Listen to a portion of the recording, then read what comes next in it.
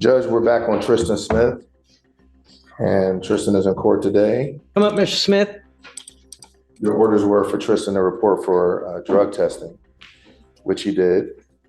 We received the results as a positive for THC usage, and he's here to test on the 9th, and those were now confirmed by the lab positive use of THC. I believe so that was October 9th. No. October 7th, we ordered them to test. They did not. Okay. We caught that a little late by the BDR, and then we adjusted a little bit last week, I believe, or at the beginning. How is it that we ordered him to test in October and he's now in December testing? Yes, How on earth? It's unacceptable. All right, buckle up. We're walking into a courtroom where patience is thin, paperwork is messy, and accountability is about to take center stage. This isn't just about a failed drug test, this is about whether the system dropped the ball, or whether Tristan did. And trust me, the judge is already on edge. It was a court-ordered drug test, and I don't think you wanted them to come back after testing. But if they don't test, then they're required to come back, and we either make them test again or do so, or there's other ramification. But we don't. How on earth can we go a month and a half and then nothing happens? Yes, Judge, I understand. But we did, per your orders, we tested them again this week, and those did come back for THC. Who was here working that day? I can look into it, but it's really no way of knowing for sure because there was no assigned officer here at the time. Someone had to have signed an order to go test. There's always a way. There's always a paper trail. Yes, Judge. So what do we do with this, Mr. Brooker? How do we hold Mr. Smith accountable? Judge, I know what I've done since Monday. Mr. Smith and I have talked very frequently this week. I admonished him thoroughly about the THC usage. He explained to me what happened with that, and he understands the seriousness of it. He understands what's at risk. It's correct what you said that he doesn't have any support out there, financial or otherwise. I'm actually happy that he was able to make it here on time today because I was concerned about that. So that was twice this week. He wants to be compliant. He wants to do what's best. He wants to dispose of the case. I don't believe that. I know, Judge. I don't believe that. He's telling me that you want to be compliant. I don't think so.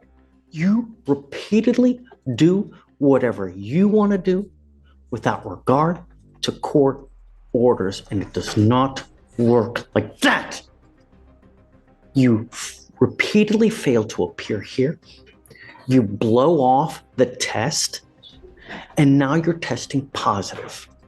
What am I supposed to do? Just let you go? I didn't repeat, I missed one. That word right there, unacceptable. In courtroom language, that's a warning shot. When a judge questions a 6-week gap between an order and enforcement, we're talking about procedural breakdown. Courts rely on compliance and documentation, what lawyers call a paper trail. And when that trail goes cold, it weakens credibility on both sides. Someone missed something, and now the judge wants answers. And that was the day I was supposed to come, and I didn't have no way up here. I didn't even. You can take the bus. I'm in Humble. The bus did not come out of Humble. I'm literally sleeping at the park right now, like, okay, and I'm still okay. Listen. And Judge, even with those challenges, Tristan has been in school, even on the Zoom appearance from last week. I believe he was Zooming in from school that day, the day that he couldn't make it, and got down here on that Monday. I don't know what to believe with him. I really don't. Unless you provide me proof with something, I'm not going to believe a word that comes out of your mouth. I don't believe, because this is the turning point. Notice the shift. The judge isn't just reciting violations anymore. This becomes philosophical. What is the purpose of bond conditions? They're not suggestions, they're legal promises. And when someone repeatedly misses court or fails testing, the judge has one major tool left: revocation. So the real question is this a struggling young man or someone gaming the system? The problem is that you tell me that you're going to, you tell me you're going to do things, and then When it's time to, you don't. So how am I supposed to handle this? What am I supposed to do? Judge, he came in on Monday. You ordered him to take the test. He went right over. I literally walked here. I didn't have nowhere. I walked here. He went over. That was a whole 4 hour. I walked here from school. I walked here all the way from Chattanooga. I'm not asking much. I don't want you to use. Do you understand? Judge, if I may add, I have communicated with his grandmother. I believe it was on December 5th that I called Oh, her. you spoke with Grandma? I did. Have you let Mr. Brooker know first? Yes, Judge, I recorded. I took details of the conversation and shared it promptly with Mr. Brooker. How do we go forward? So it appears as though, based on my conversation with Miss Karen, that the defendant has gone to the house, the residence since then with his friends. He refused to leave even upon her request. There is a MOAB in place, Judge, where he was supposed to have no contact with the residents, and per his bond conditions, I don't believe he was supposed to have contact with her either. And he has gone to the residence. And now we have even more. I mean, And she did file a police report, I believe, Judge. She told me she called the police and they filed a report, and she has an offense number. Mr. Brooker,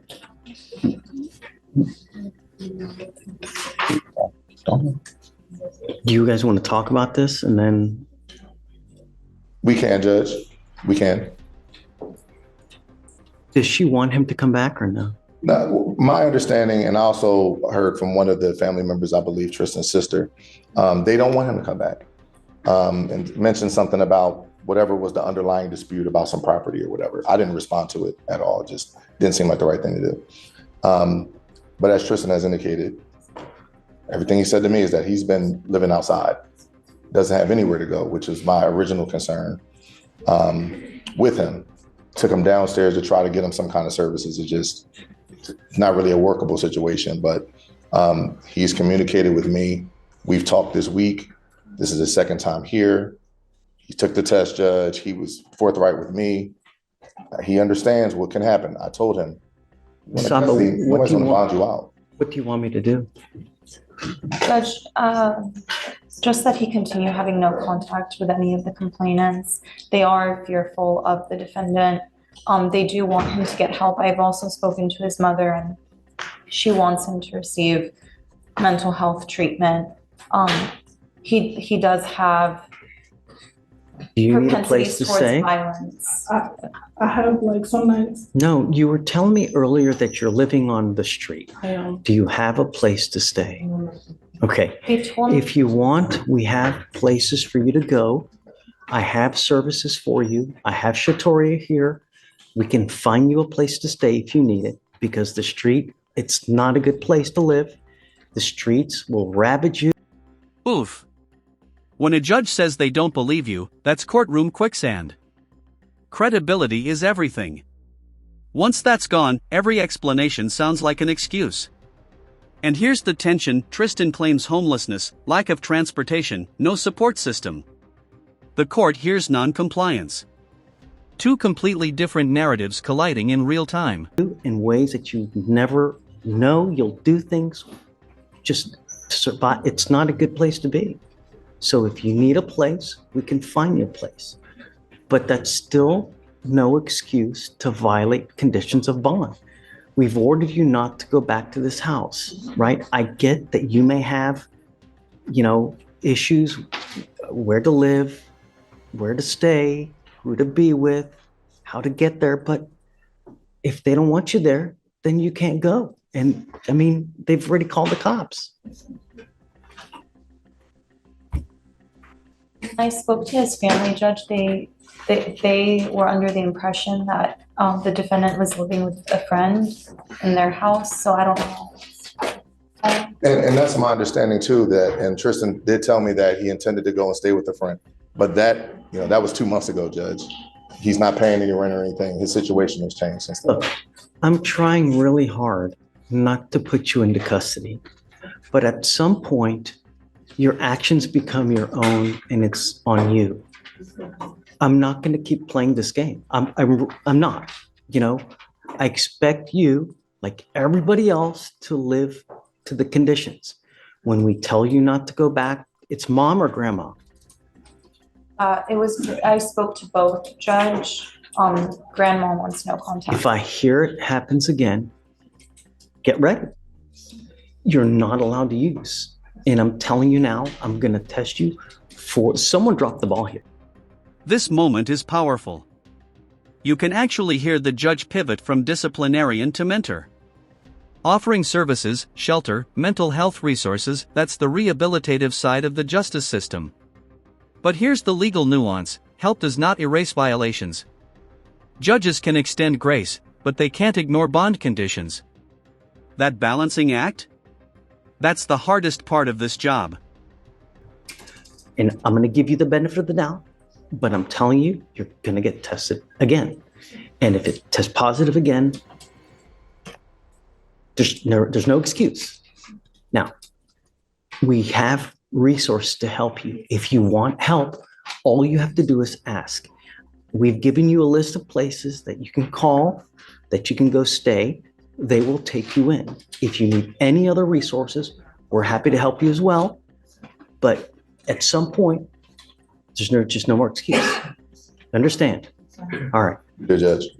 Hey, that's it. I mean, really, just no more tolerance. I mean, I don't know. This is what, 3, 4? How many times is this? It's our second time back since the first time, but I do understand. I agree. Yes, sir. Yes, sir. And there it is, the final warning. In legal terms, this is what we call a clear record. The judge is making it unmistakable: next positive test equals custody. No ambiguity. No misunderstanding.